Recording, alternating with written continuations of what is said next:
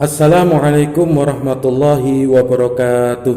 Sobahul khair ayuhat talamid. Kaifa halukum? Insyaallah antum bi khairin. Nah, teman-teman, pagi ini kita ketemu di materi pelajaran bahasa Arab. Sebelum kita belajar lebih jauh, silahkan teman-teman disiapkan dulu peralatannya, baik buku tulisnya, buku paketnya maupun alat tulis. Dan yang tidak boleh lupa, kita awali pelajaran pagi ini dengan membaca doa. Nah, teman-teman, pagi ini kita akan belajar tentang kata sifat, di mana di pertemuan sebelumnya teman-teman sudah mencatat tentang kata sifat. Nah, pagi ini silahkan teman-teman diperhatikan, disimak dan dipahami video penjelasan dari Ustadz ya. Teman-teman, hari ini kita akan belajar tentang kata sifat, atau di dalam bahasa Arab disebut dengan kata an-na'tu. Nah, pada pertemuan sebelumnya teman-teman sudah mencatat tentang pengertian kata sifat atau an-na'tu itu dan contoh dalam kalimatnya. Pada pagi hari ini kita akan belajar sama-sama, dan teman-teman silahkan dipahami dan disimak penjelasan dari Ustadz ya. Teman-teman, sebelum kita belajar lebih jauh lagi, kita ingat-ingat dulu yuk pengertian dari kata sifat itu apa. Nah, na'at atau kata sifat itu adalah kata yang menunjukkan sifat kata sebelumnya. Jadi, kata ini nanti akan memberikan penjelasan tentang sifat kata benda atau kata sebelumnya. Selanjutnya, di sini Ustadz akan memberikan beberapa contoh kata sifat yang sering kita gunakan dalam percakapan kita sehari-hari. Pada dasarnya kata sifat yang sering kita gunakan banyak sekali, tapi di kesempatan ini Ustadz memberikan beberapa contoh saja. Silahkan kalian lihat.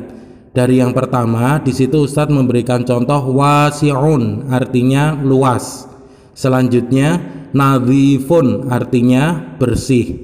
Selanjutnya tawilun, artinya panjang. Selanjutnya murattabun, artinya rapi. Selanjutnya mahirun, artinya pandai. Selanjutnya kabirun, artinya besar.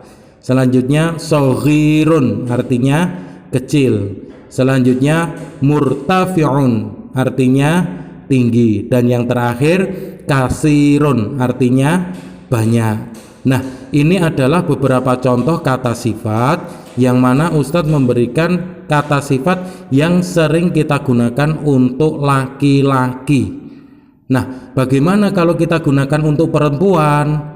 Mudah saja, teman-teman tinggal menambahkan tak marbutoh di bagian akhirnya. Ustadz berikan contoh ya. Wasi'un ini digunakan untuk laki-laki, kalau digunakan untuk perempuan menjadi wasi'atun. Selanjutnya nadhifun menjadi nadhifatun. Tawilun menjadi tawilatun. Murattabun menjadi murattabatun. Mahirun menjadi mahiratun. Kabirun menjadi kabiratun. Selanjutnya soghirun menjadi soghiratun. Selanjutnya murtafi'un menjadi murtafi'atun. Dan yang terakhir kasirun menjadi kasiratun. Nah, itu tadi adalah contoh kata sifat yang kita gunakan untuk laki-laki dan kata sifat yang digunakan untuk perempuan. Perbedaannya hanya apa? Hanya ada imbuhan tak marbutoh di belakangnya. Nah, sampai di sini teman-teman bisa dipahami ya. Setelah kalian tadi sudah mempelajari tentang pengertian kata sifat dan juga beberapa contoh dari kata sifat, yang perlu kalian pelajari lebih dalam adalah tentang pola penggunaan kata sifat di dalam kalimat. Nah, di sini Ustadz sudah memberikan contoh pola kalimatnya.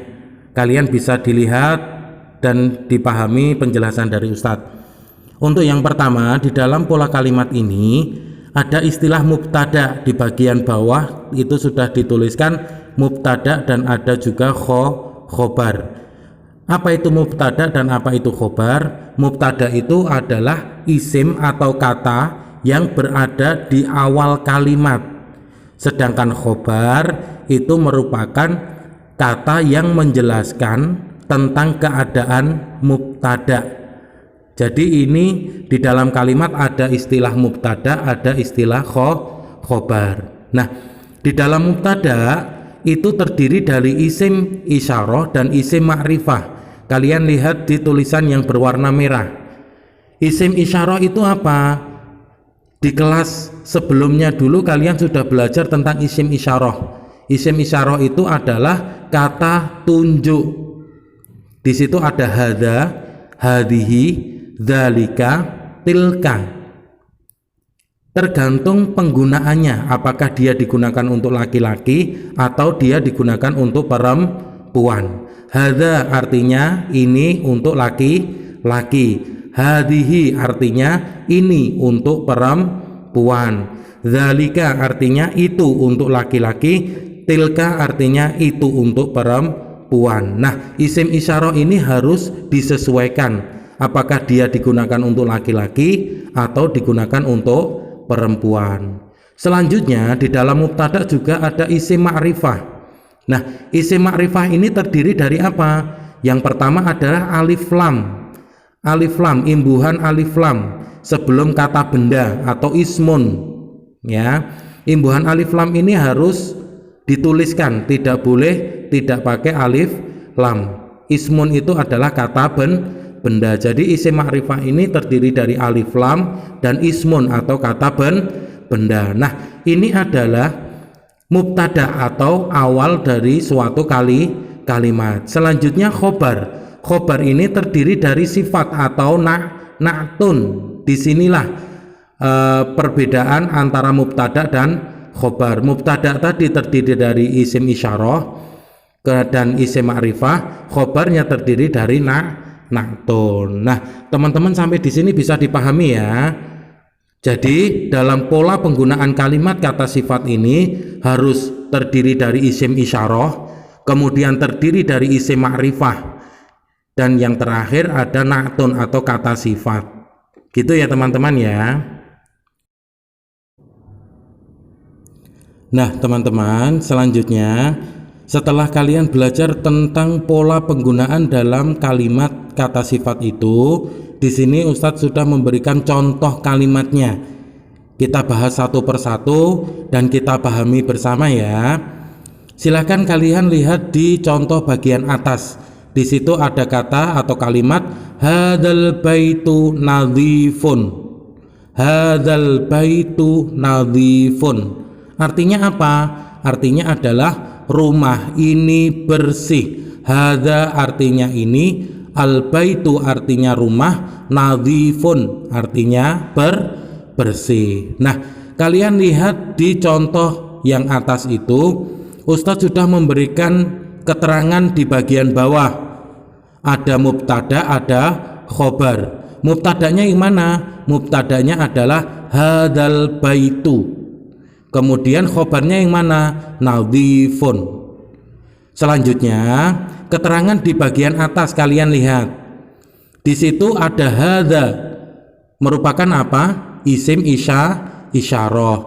Al-baitu merupakan apa? Isim ma'rifah. Kalian ingat di dalam isim ma'rifah tadi harus diimbuhi dengan alif lam. Di situ Ustadz sudah menuliskan dengan warna merah, hadzal baitu. Kemudian nadhifun dia termasuk na'tun atau kata sifat. Nah, contoh yang pertama ini adalah contoh kalimat ketika kita menggunakan untuk laki-laki. Nah, bagaimana untuk perempuan? Kalian lihat di contoh yang bagian kedua atau bagian bawah. Di situ Ustadz memberikan contoh hadhihi syajaratu murtafi'atun. Hadhihi syajaratu murtafi'atun. Artinya apa? Artinya adalah pohon ini tinggi. Hadhihi ini Asyajaratu pohon, murtafi'atun tinggi. Nah, di dalam kalimat kedua ini Ustadz juga sudah memberikan keterangan di bagian bawah. Kalian lihat yang tulisan warna hijau terlebih dahulu. Dari kalimat ini mubtadanya apa? Mubtadanya adalah hadhihi syajaratu. Kemudian khobarnya apa? Khobarnya adalah murtafi'atun. Ini terdiri dari mubtada dan khobar. Selanjutnya kalian lihat keterangan di bawahnya. Ada keterangan warna kuning. Hadhihi ini termasuk isim isyarah. Asyajaratu isim ma'rifah dan murtafi'atun dia sebagai na'tun. Nah, sekarang kita harus bisa pahami perbedaan contoh kalimat yang atas yang bawah dan yang bawah adalah yang atas itu kita gunakan untuk laki-laki, sedangkan yang bawah itu digunakan untuk perempuan. Cirinya apa ketika kita gunakan untuk perempuan? Seperti yang Ustadz sampaikan tadi, ada imbuhan tak marbutohnya. Gitu ya teman-teman ya. Karena apa? Karena asyajaratu itu termasuk perempuan, maka kata sifatnya juga mengikuti perempuan. Murtafi'atun, di bagian akhir ada imbuhan tak marbutoh. Nah, ini adalah contoh ketika kita gunakan untuk kalimat. Gimana, bisa dipahami ya teman-teman ya? Nah teman-teman, setelah kalian mempelajari tentang contoh penggunaan dalam kalimat, sekarang di slide ini Ustadz memberikan contoh penggunaan kata sifat dengan pola sifat mausuf. Apa itu sifat mausuf? Kata sifat bisa digunakan juga dalam pola na'at man'ut. Artinya apa? Na'at harus sesuai dengan man'utnya. Kata sifatnya harus sesuai dengan kata bendanya. Kalian lihat contohnya.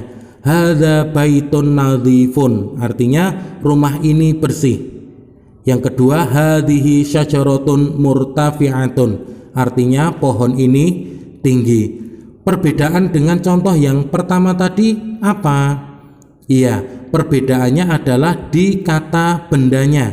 Kalau di contoh pertama tadi ada imbuhan alif lam, kalau di contoh pola mausuf ini kata bendanya tidak menggunakan alif lam.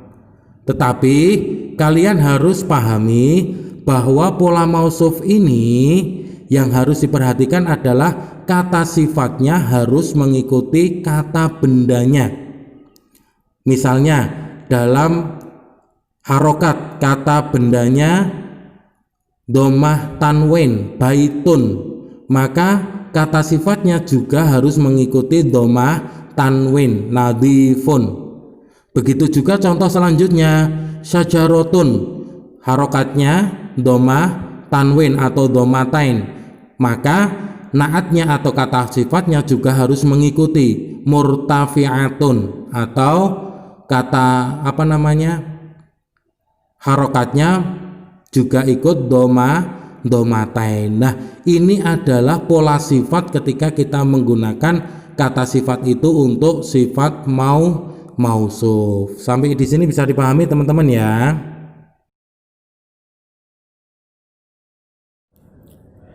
Gimana teman-teman, setelah mendengarkan video penjelasan dari Ustadz, teman-teman bisa memahami ya tentang kata sifat dan penggunaannya dalam kalimat.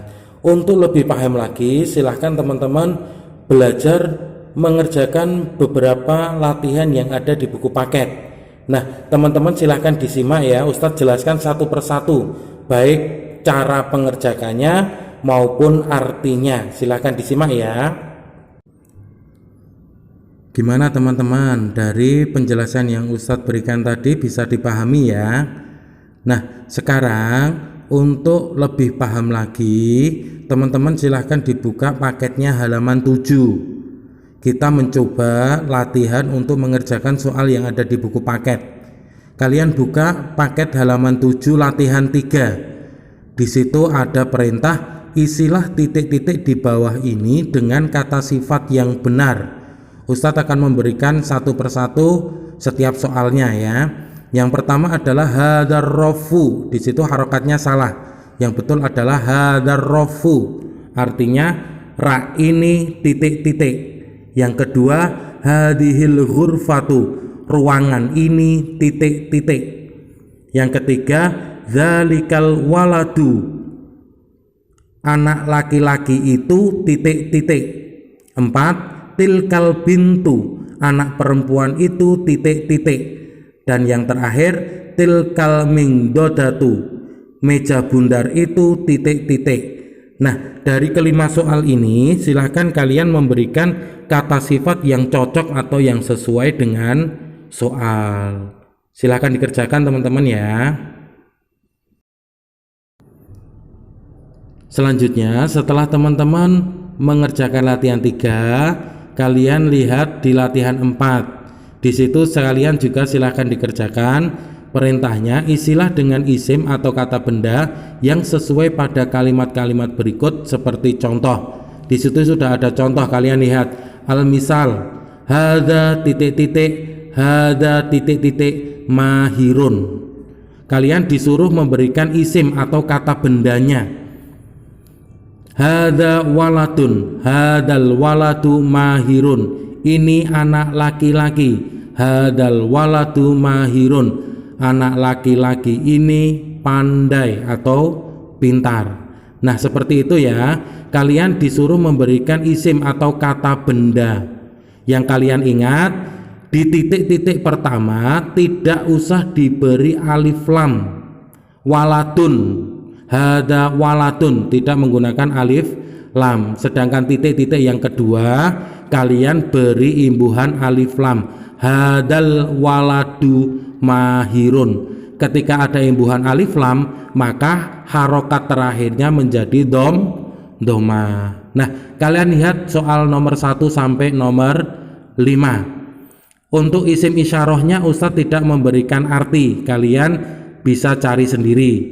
Untuk nomor 1, dzalika titik-titik, dzalika titik-titik nadhifun, bersih. 2, hadhihi titik-titik, hadhihi titik-titik wasi'atun, luas. 3, dzalika titik-titik, dzalika titik-titik jamilun, bagus atau indah. 4, tilka titik-titik, tilka titik-titik kabirotun, artinya besar. 5, hadza titik-titik, hadza titik-titik tawilun, artinya panjang. Yang kalian harus perhatikan adalah ketika mengisi atau memberikan kata benda harus disesuaikan apakah dia digunakan untuk laki-laki atau digunakan untuk perempuan. Jangan dibolak-balik. Sekali lagi Ustadz ingatkan, titik-titik yang pertama tidak usah diberi alif lam, dan titik-titik yang kedua harus diberi alif lam. Gitu teman-teman ya.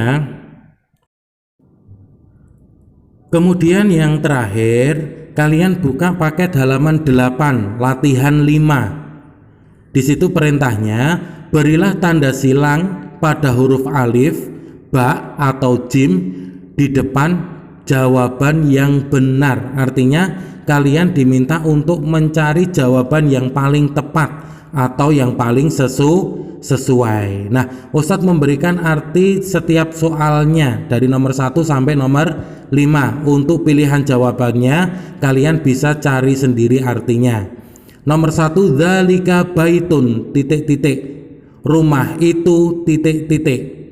2, hadhihi bintun titik-titik, anak perempuan ini titik-titik. 3, tilka titik-titik murottabatun, artinya itu titik-titik rapi. 4, dzalika titik-titik sholihun, itu titik-titik anak soleh. Dan yang terakhir titik-titik ghurfatun doyyiqun, artinya ruang yang sempit. Nah, artinya sudah Ustadz berikan, silahkan kalian cari jawaban yang sesuai yang mana, kemudian bisa diberi tanda silang. Gitu teman-teman ya, silahkan dikerjakan dengan teliti dan jangan buru-buru. Nah, teman-teman, itu tadi penjelasan dari Ustadz tentang beberapa latihan yang kalian kerjakan. Ingat, pesan Ustadz di dalam mengerjakan soal tidak usah buru-buru, dikerjakan dengan teliti. Silahkan dikerjakan ya teman-teman ya. Nah, gitu teman-teman pertemuan kita pagi ini. Terima kasih atas perhatiannya. Semoga kalian bisa memahami apa yang Ustadz sampaikan. Dan sebelum Ustadz akhiri, pesan Ustadz tetap semangat belajar dan tetap jaga kesehatan. Terima kasih. Assalamualaikum warahmatullahi wabarakatuh.